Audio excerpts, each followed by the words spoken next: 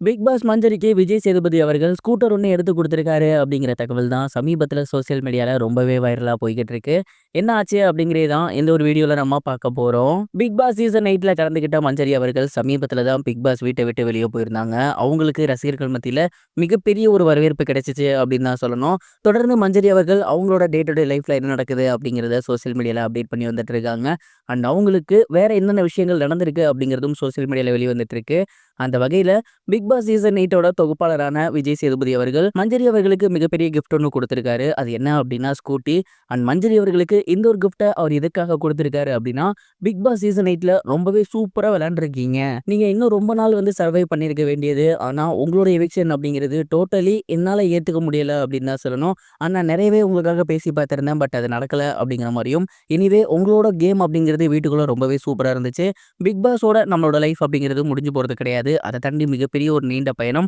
இந்த ஒரு நீண்ட பயணத்துல பயணிக்க என்னோட ஒரு சின்ன கிஃப்ட் அப்படிங்கிற மாரி ஒரு லெட்டரோட அவங்களுக்கு வண்டி ஒண்ணு பரிசா குடுத்துருக்காராமா. அண்ட் இந்த ஒரு விஷயம் தான் சோசியல் மீடியால பயங்கர வைரலா போய்க்கிட்டு இருக்கு. மஞ்சரி அவர்கள் அந்த ஸ்கூட்டிய ஓட்டிட்டு போன வீடியோ அண்ட் அவங்க அந்த ஸ்கூட்டி கூட எடுத்துக்கிட்ட போஸ்டர்ஸ் அப்படின்னு அது எல்லாத்தையுமே அவங்களோட சோசியல் மீடியா பேஜ்ல அப்டேட் பண்ணியிருக்காங்க. அண்ட் இத பார்த்துட்டு ரசிகர்கள் எல்லாமே அவங்களுக்கு வாழ்த்துக்கள் சொல்லி வந்துட்டு இருக்காங்க.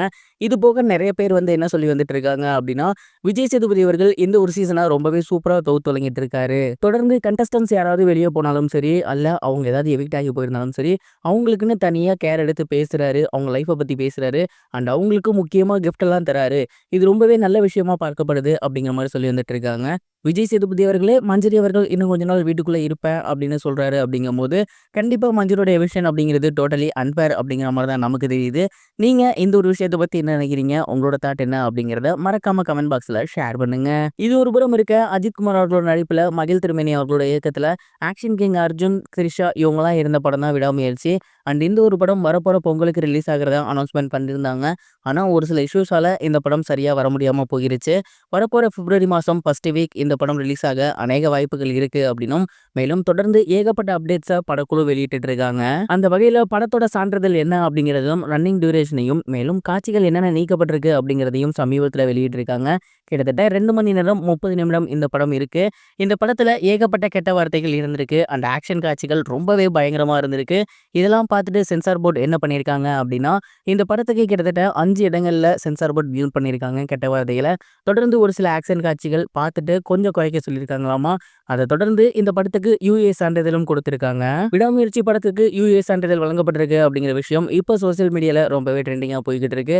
ஆனா ரசிகர்கள் யாரும் கொண்டாடவே இல்ல. ஏன்னா கொண்டாடினா தான் படம் வர மாட்டேன்தே அப்படின்னு அமைதியாயிட்டாங்க. விடாமுயற்சி பிப்ரவரிக்காவது வருமா அப்படின்னு பொறுத்திருந்து தான் பார்க்கணும். இதுவரைக்கும் கனெக்டிங் டிவிக்கு சப்ஸ்கிரைப் பண்ணனா மறக்காம சப்ஸ்கிரைப் பண்ணிக்கங்க. உடனடி அப்டேட்ஸ் பெறுவதற்கு நோட்டிஃபிகேஷன் பெல்லையும் கிளிக் பண்ணிக்கங்க.